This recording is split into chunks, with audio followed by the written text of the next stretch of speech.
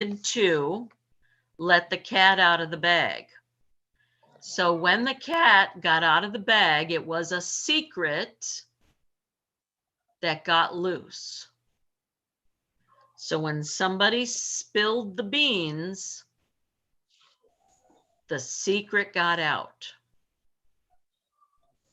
And I would say when you spill the beans, there's a lot more details than when you let the cat out of the bag.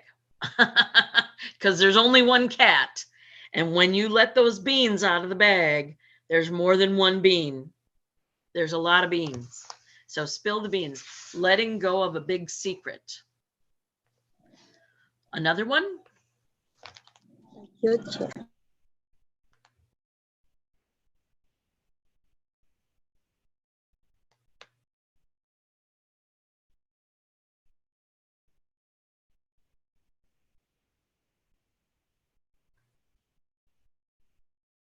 Did someone else have a question? Hello. Hello. Hi, Gracie. How are you? Yeah, I'm pretty good. It's Good. not rocket science. It's not rocket science. Yep. It's not rocket science. All right. Does anybody know a rocket scientist?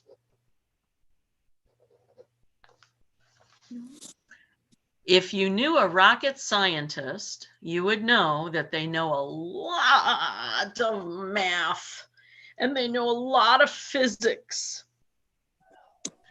And their head is very full of science stuff, okay? It's not rocket science means it's not hard. This is not hard.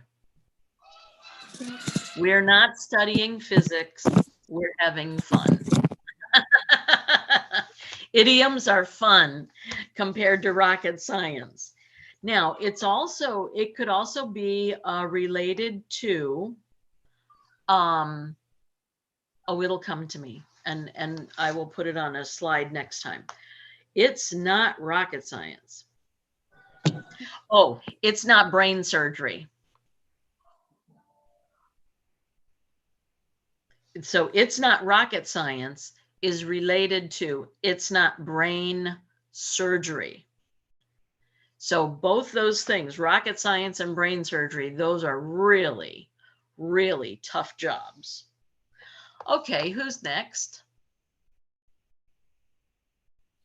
Hello. I have a Hello. question. Yes, Oliver. The question is, don't beat around the bush. Oh, now, Oliver, someone else is going to be able to help you. I just know because we went over this a couple of weeks ago, maybe a day when you were not there. Does anyone remember? Don't beat around the bush. Yes. Don't beat around the bush mean you don't change this. The subject. Don't change the subject. Yeah, get to it. Yeah. Get to it. I got it. Okay, so hey Yoon, do you remember the word picture that we used? Do you remember the reason for that saying? Do you remember the story? Yeah. And tell us about that story if you can remember it. About beating around the bush? Yes, it's about hunting, and the hunters brought beaters. I don't remember yet. Sorry. Okay, so go with me for a minute. The hunters were hunting small game, small animals, not big animals, but small animals. And these small animals would hide in the bush. So the hunters brought what they called beaters, people that would beat around the bush, and they would slam on they would beat on the ground, scaring the little animals out from the bush. but they would not hit the bush. Okay, so Oliver, what this means is when we're beating around the bush, we're going around the subject, we're going around the problem, we're going around the topic rather than hitting it on the head. We're going around and around and around the bush rather than getting right to it. Okay, so that's beating around the bush. Yes, thank you.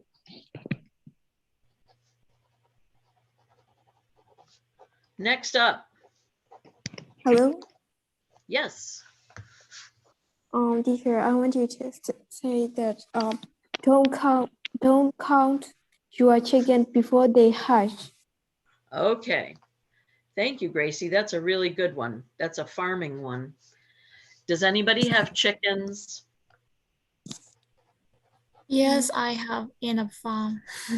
Okay, don't count your chickens. And do you get a lot of chickens or do you just have a few chickens?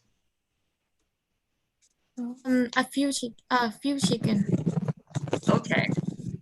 Once upon a time, I worked with a young man whose parents ran a chicken farm, a chicken ranch. I mean, we are talking lots and lots and lots and lots and lots of chicken.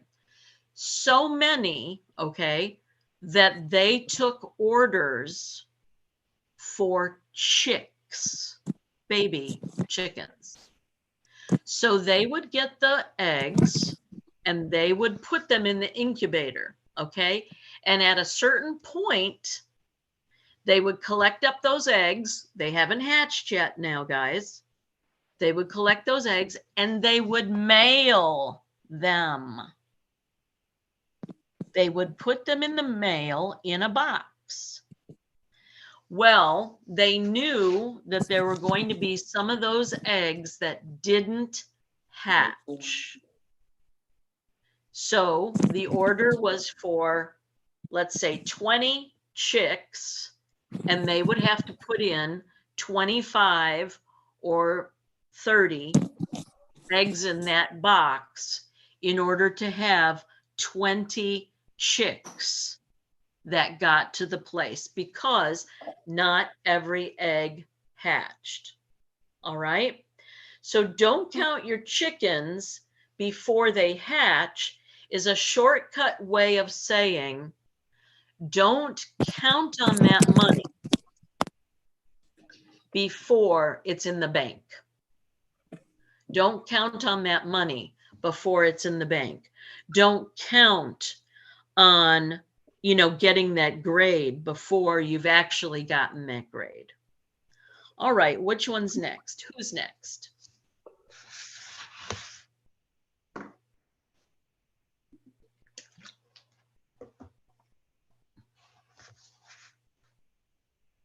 Teacher, I have one question.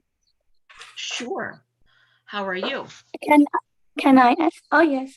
Yes, you may. I'm pretty good.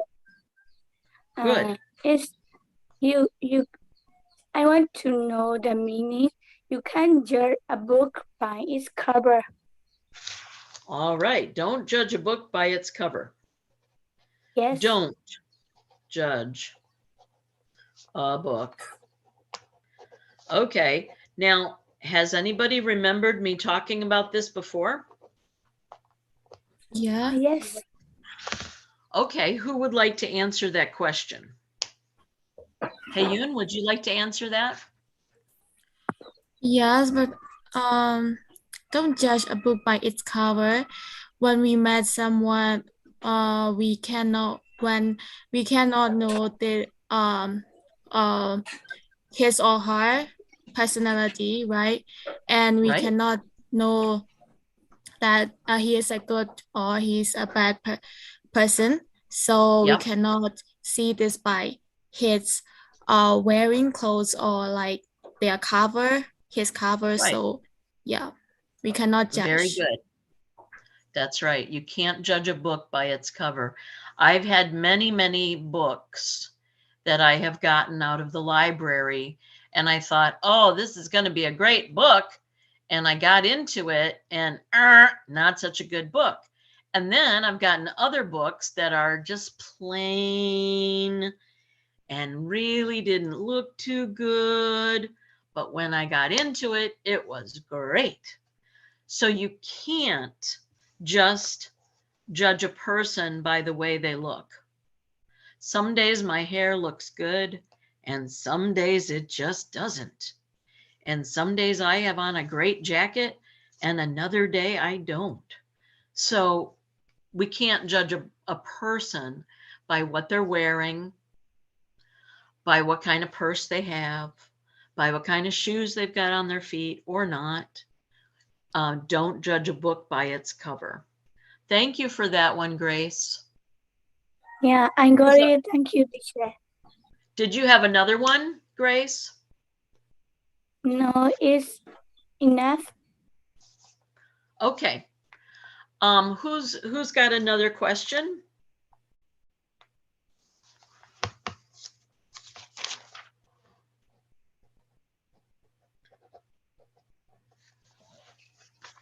Yes, So Chair. I'll add, yes, I'm here. But you can choose bite as much as you can chew. Oh, don't bite off more than you can chew. Yeah. Okay. So don't, I'm writing it down real quick. Bite off more. All right. I'll tell you a funny story.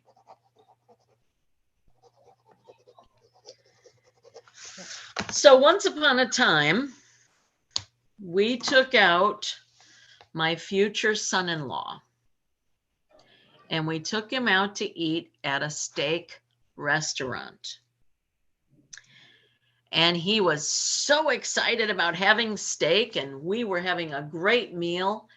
And he took and he cut off this monstrous piece, and he was chewing it. Well, the problem was that the waiter came by and asked him if he wanted something else. And he did want something else, but he had taken too much of a bite, so he couldn't answer. He had bit off more than he could chew. So a really big bite is not a good idea. Small bites are better because, you know, you want to be able to enjoy your conversation while you're having dinner. Don't bite off more than you can chew. So this is related to being overcommitted, having too many things that you're doing, too many projects that you're trying to get done at one time. And so let's just say when you come to college, and they expect you to take, let's say, 18 credit hours. That's a lot. That's more than you can chew in your first semester. Okay? You don't want to take more. You don't want to commit to more than you can reasonably do. Okay, anybody? So is there someone else that's got one? Hello? Yes. Hello? Hello, Gracie. Yep. We will cross the bridge when we come to it. Oh, that's a nice one. Don't cross the bridge until you get to it. Okay. So when we're talking about certain cities, hold on, I'm writing it down, Gracie.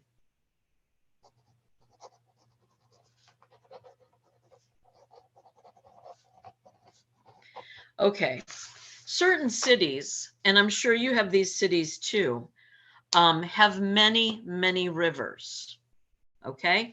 And you'll have bridges, and here's a bridge, there's another bridge. especially, well, I mentioned earlier that I lived around New York City and I had to cross bridges all the time to get back and forth to where my job took me. And so you can't cross the bridge until you get to it. You can't make a commitment until you've come right on top of it. Because you know what? When you get to that bridge, they might have closed the bridge. Or they might be diverting traffic because of an accident on that bridge. So don't cross the bridge. Don't make in your mind, don't get anxious about the situation before you get to it. So don't create an anxiety in your mind before you actually come to the situation, okay? Sometimes that situation will be completely diverted and you won't have to deal with it at all. Okay, who's got another one? Me, teacher. Please, Augustus, how are you? Yeah, I'm pretty fine. And my question Good. is, which fish in the little sea? Say that one again. Big fish in a little sea. Oh, big fish. Okay. So the term is big fish in a little pond. And it can go the other way, the opposite way too. All right. So big fish. The big fish in a little pond means that he's got the best of all worlds. He's got the pond all sewn up. He's the big fish. All right. He's gobbling up the little fish.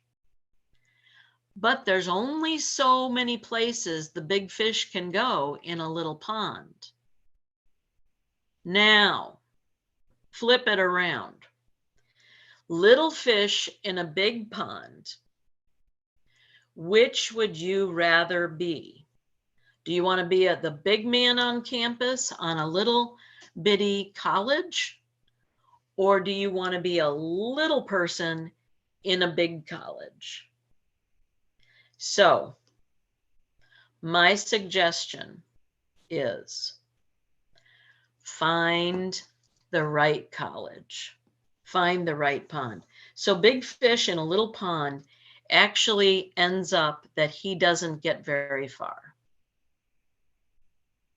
because it's a little pond. He can't go very many places. So I'll actually go into more detail on that one and I'll use that one for next time, okay? We'll go into the origin of that. My uncle used that when he was talking to us about what house that we should get. And he said, you don't want to be a big fish in a little pond because then, you know, there's a very small area where people are looking for houses. So anyway, I will go into more detail with that on the next session. Hopefully I'll have my computer. All right, anyone else? Hello. Yes. Hi, how are you? Yes, I'm good. Good. Yeah, I have a question. I want to know about sleep on it. What does it mean? Sleep on it. Okay. When you're making decisions, sleep on it. Okay. So you're making decisions. Do you jump right on that decision and make that decision right away? Boom, boom. No, probably you're gathering information. You're looking here and looking there and trying to get information from this source or that source. You're gathering details, you're gathering facts. You put them all together and you sleep on it. You think about it. You wait. to make that decision. You might pray about it. You might wait to make that decision so that when you make that decision, you know that that decision is a good decision for you. Sleep on it. Okay? Don't jump on the decision, especially big decisions in life. Don't jump on those decisions right away. Okay. Okay. I have one more question. Sure, as many as you like. Drive someone at the wall. Try that one again. Drive someone at the wall. Drive someone at the wall. I think I'm going to have to look that one up. Yeah. Or write it down, put it in the chat. Okay. Because there are several idioms about taking things to the wall. All right.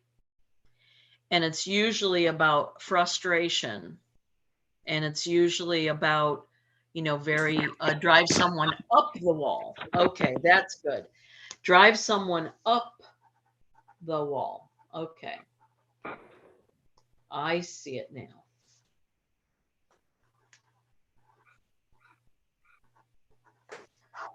All right. Well, let's see. Let's talk about a mouse. Have you ever seen a mouse run up the wall? It's not a fun sight. It's kind of creepy. Okay. So when we had a problem with mice in our basement, and we got them going and we were trapping them like crazy. And on this one account and one occasion, my husband was catching them and he drove the mouse up the wall. The mouse actually ran up the wall and then out a little hole in the brick. So that person who is driving you up the wall is making you a little crazy. That person is making you crazy. He's driving me up the wall. It's a frustration idiom where you might be so frustrated with a project or a paper and you're not really sure of what to do next. It's a frustrating moment. It's driving you up the wall. So it's a frustrating feeling. Does that help a little bit more? Oh, I love this one. Okay. I see on the chat, nothing is certain but death and taxes. Nothing is certain. All right. So in America,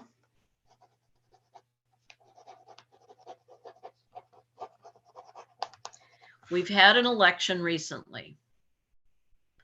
And recently, our election was up in the air. And we really didn't know who was going to win in certain places.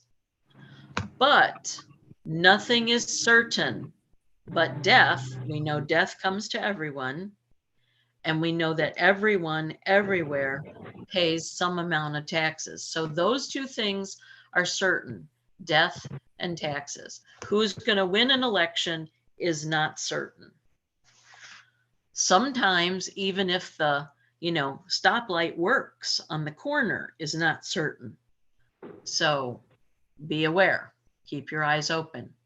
All right, let's see. And I also see on here, make a mint. That means make a lot of money. The place where money is made is called a mint, M-I-N-T.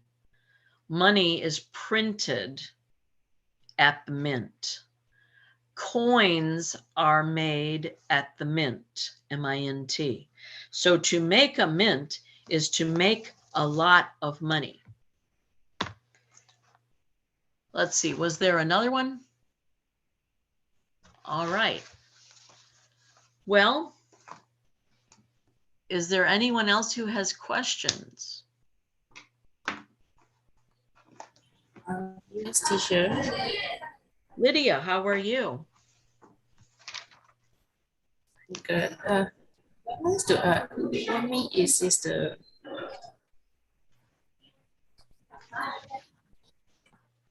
I'm listening.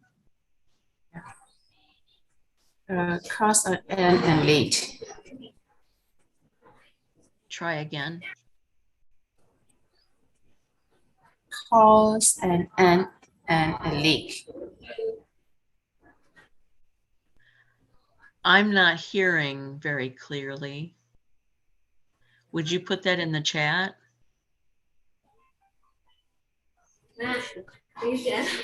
Okay.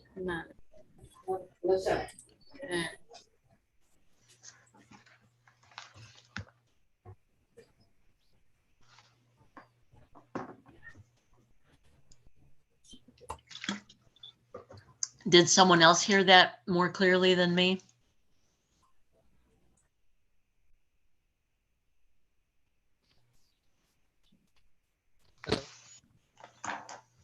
Hello. Lynn, did you hear that? I want to know Idiom. Corn is Cornish? corn's egg.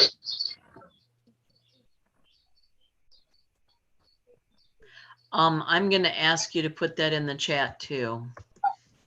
Yeah, sorry. Cause and here leak. Okay.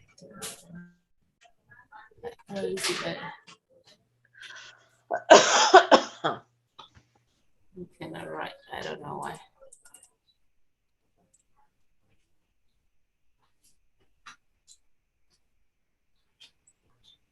Oh, coon's age. Okay. All right. That means a long time because we have an animal called the raccoon. I'll do that one on the next session because he's a handsome creature. He is very, very smart. He can also live a long time. Not as long as turtles,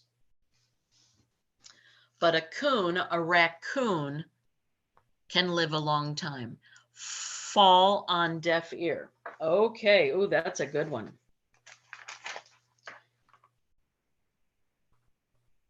And another one is hit the hay. Oh, hit the hay. Okay.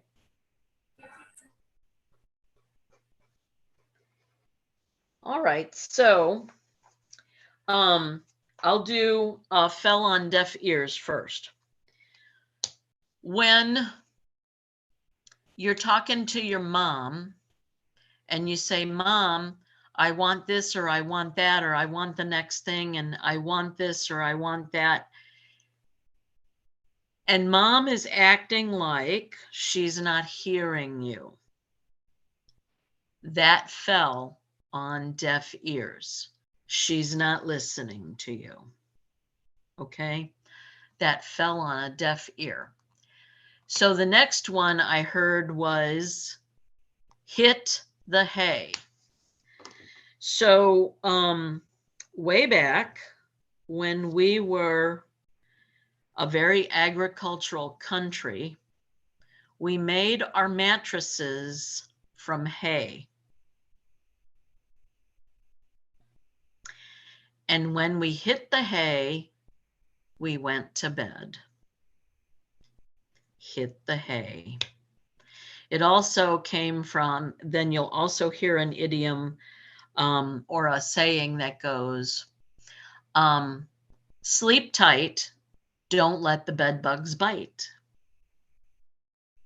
Bed bugs came into hay, and the hay mattress would be suspended on ropes, not on the floor. It was lifted up off the floor and suspended on ropes. So when you say to someone, sleep tight, the ropes are tightened up so that your bed is not squishy or soft. Okay. We have had a lot. Oh, call the shots. Very good. So that would be like the boss. The boss is going to call the shots. The coach of, let's just say, the basketball team or the baseball team or the soccer team, they're going to say to the players, we're going to go out and do this or that or the next thing. You're going to throw the ball. You're going to kick the ball. You want to hit the ball. That is calling the shots. They're in charge. The coach is in charge of how or what they do with that play. And so that would be your boss, wherever you're working.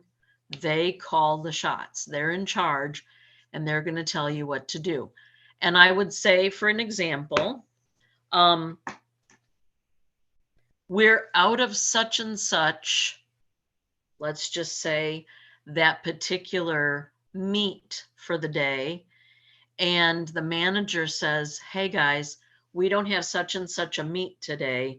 Please suggest to people that they get this other dish instead. That would be calling the shots. Have a good evening, and thank you so much, for coming. I appreciate that. Candle in the wind. Oh, that's a really good one, Rebecca. Candle in the wind is implying that the person's life ended too soon. There was a really nifty song about Candle in the Wind, and that particular song was played at Princess Diana's funeral, because the singer was singing that song in tribute to her. Her life was cut short early. Candle in the Wind. It was very sad, actually. It is a sad song. Candle in. You can't keep the candle lit in the wind, can you? The candle goes out. All right. Well, I think we are doing pretty good. We've had a lot of questions today. I've got a whole page full of things